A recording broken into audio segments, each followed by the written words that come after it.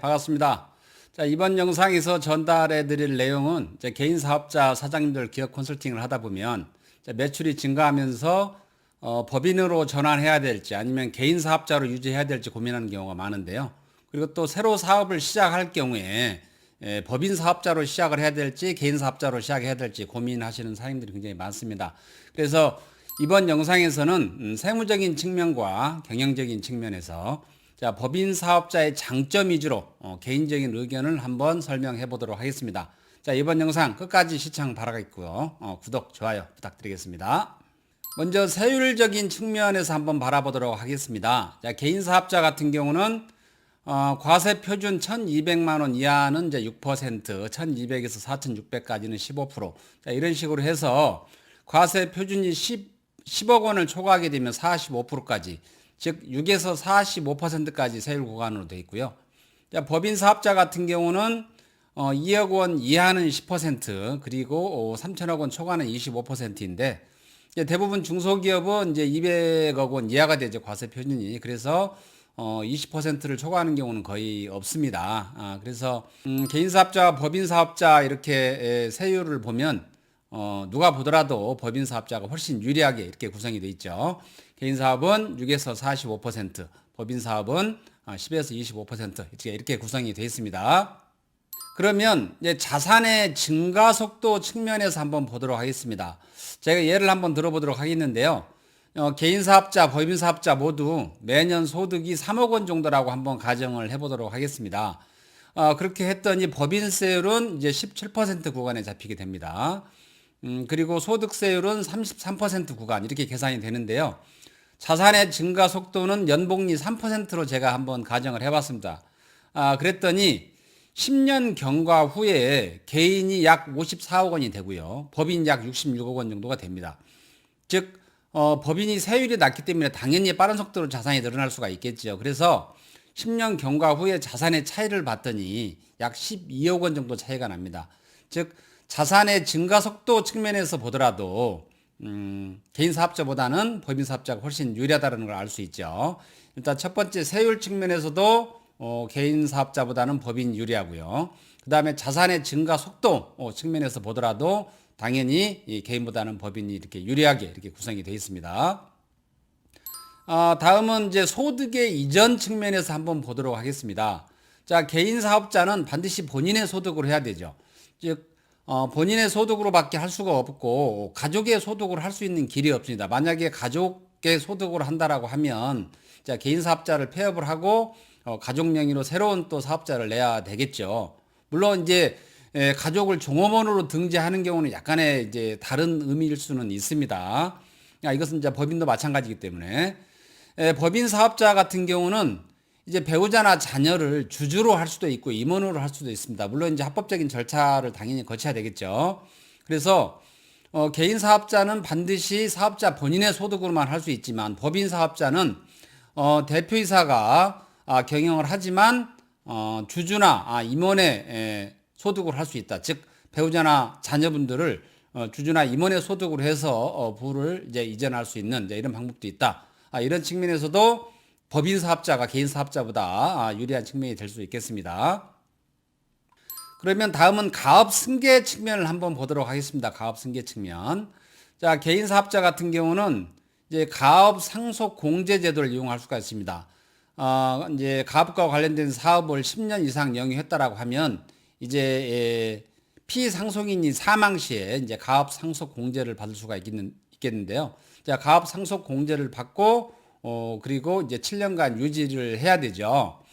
그런데 이 가업 상속 공제를 받을 때 이제 반드시 사업용 자산에 대해서만 그렇습니다. 비사업용 자산에 대해서는 이제 가업 상속 공제를 받을 수가 없죠.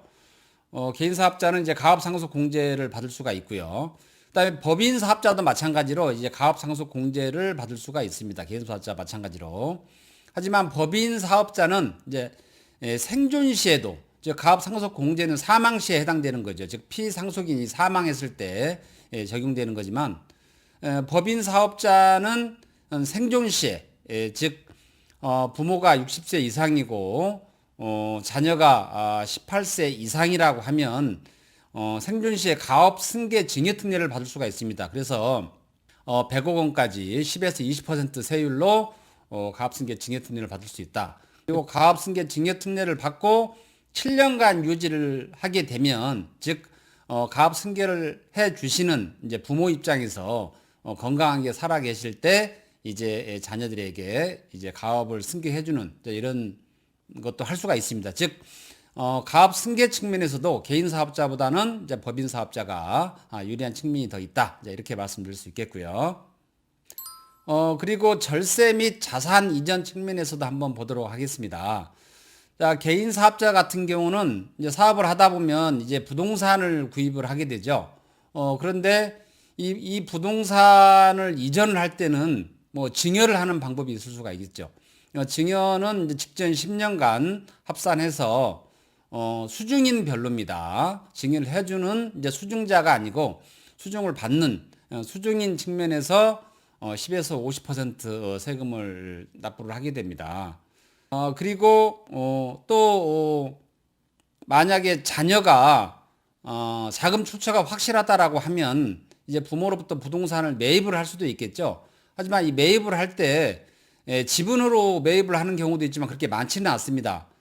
법인 같은 경우는 지분을 돈이 생길 때마다 5%, 10% 이렇게 나누어서 살 수 있지만 부동산 같은 경우 지분으로 5%, 10% 이렇게 사시는 분들은 거의 없습니다. 그래서 이제 자산 이전 측면에서도 개인 사업자보다는 이제 법인 사업자가 유리한 측면이 있는데, 자, 법인 사업자를 한번 보도록 하겠습니다. 자, 법인 사업자는 자산이 주로 어떻게 되어 있죠? 자산이 이제 주식에 녹아 들어가 있습니다. 그래서 법인의 주인은 곧 주주이기 때문에 이제 주식을 증여를 할 수가 있죠. 이것은 뭐 개인의 부동산을 증여와 마찬가지입니다. 주식을 증여를 할 수 있는 이 증여세율도 마찬가지로 10%에서 50%, 주식 부동산 가리지 않고 직전 10년간 증여한 모든 자산을 합산해서 10에서 50% 이렇게 부과가 되죠. 그 다음에 주식 양수도가 있습니다. 만약에 자녀나 배우자가 자금 출처가 확실하다라고 하면, 즉 합법적으로 세금을 내고 자산을 불렸다라고 하면 그 자산으로 주식을 또 배우자나 부모로부터 살 수가 있습니다. 그래서 이 주식 양수도는 이제 연간 계산을 하게 되고요. 과세 표준이 3억까지는 20%, 3억 초과분에 대해서는 25% 이렇게 부과가 되죠. 그래서 주식 양수 측면에서도 법인이 훨씬 유리하다라고 할 수가 있습니다.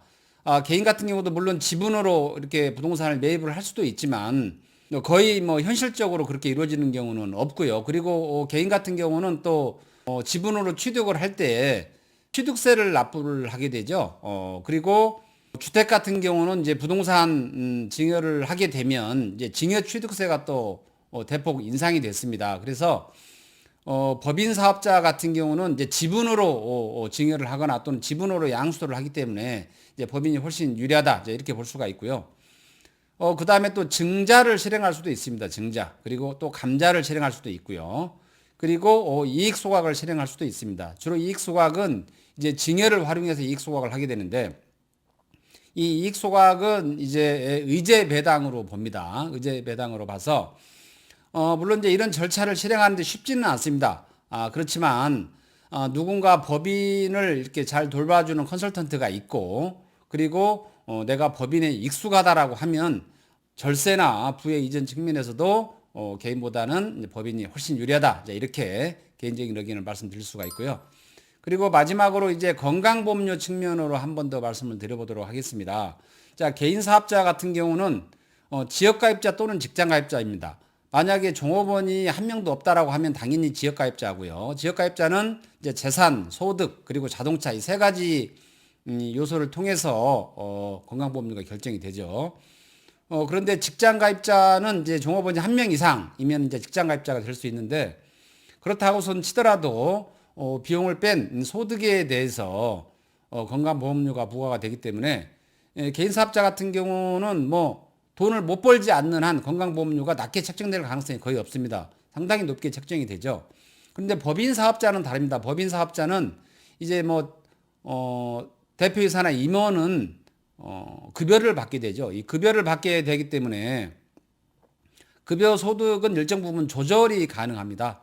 그래서 급여 소득이 좀 높다고 하더라도 회사 부담이 약 3.5% 그리고 본인 부담이 약 3.5% 정도 되죠. 그래서 크게 부담이 되지 않습니다. 그래서 건강보험료가 걱정이 된다라고 하면 또 그것 때문에 급여를 또 조절이 가능하기 때문에 건강보험료 측면에서도 법인 사업자가 훨씬 유리하다 이제 이렇게 말씀을 드릴 수가 있고요. 그리고 급여를 좀 높게 책정을 한다고 하더라도 그 급여는 또 법인의 비용 처리가 되기 때문에 이제 법인세 절감 측면에서도 일부 도움이 되는 측면이 있습니다. 자, 건강보험료 측면에서도 바라봤고요. 자, 이상으로 개인 사업자와 법인 사업자 과연 어떤 게 유리한지 저는 이제 개인적으로 개인 사업자보다는 법인 사업자가 훨씬 유리하다라고 판단을 하고요. 그리고 개인 사업 하시는 분들이 일정 매출액 이상이면 다 법인 사업자로 친절하게 전화를 해드리고 있습니다. 그리고 신규 법인을 설립한다라고 하실 때도 가능하면 장기적으로 봤을 때 개인보다는 법인으로 사업을 하시도록 제가 유도를 하고 있습니다.